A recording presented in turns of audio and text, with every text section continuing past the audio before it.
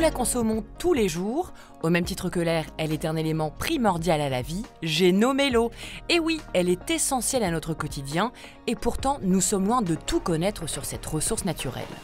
L'opportunité ici pour nous d'en apprendre un peu plus avec le territoire de la Haute-Somme. D'une superficie de 6300 km², il est structuré autour du fleuve Somme et de ses affluents en amont de Corbie. D'où provient l'eau que je consomme? Sur ce territoire, l'eau qui coule de notre robinet provient exclusivement des eaux souterraines. 40 millions de mètres cubes d'eau potable sont prélevés chaque année pour notre consommation propre en eau potable, mais aussi pour les activités industrielles et agricoles. Et si l'eau est gratuite, pourquoi dois-je payer une facture? Oui, elle est gratuite, mais pour que l'on puisse la consommer, plusieurs étapes coûteuses sont indispensables, puisqu'il faut la puiser et la traiter avant qu'elle soit potable.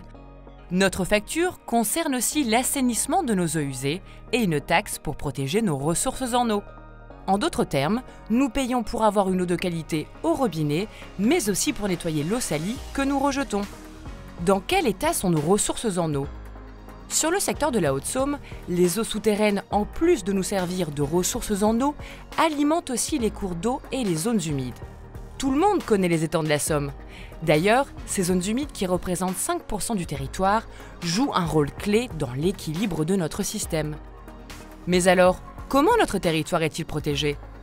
C'est le SDAGE, schéma directeur d'aménagement et de gestion des eaux, qui tous les 6 ans élabore une stratégie précise pour maintenir la qualité et la quantité de la ressource en eau, qu'elle soit superficielle ou souterraine.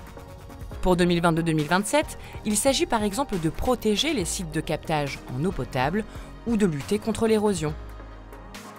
Comment puis-je participer à leur préservation?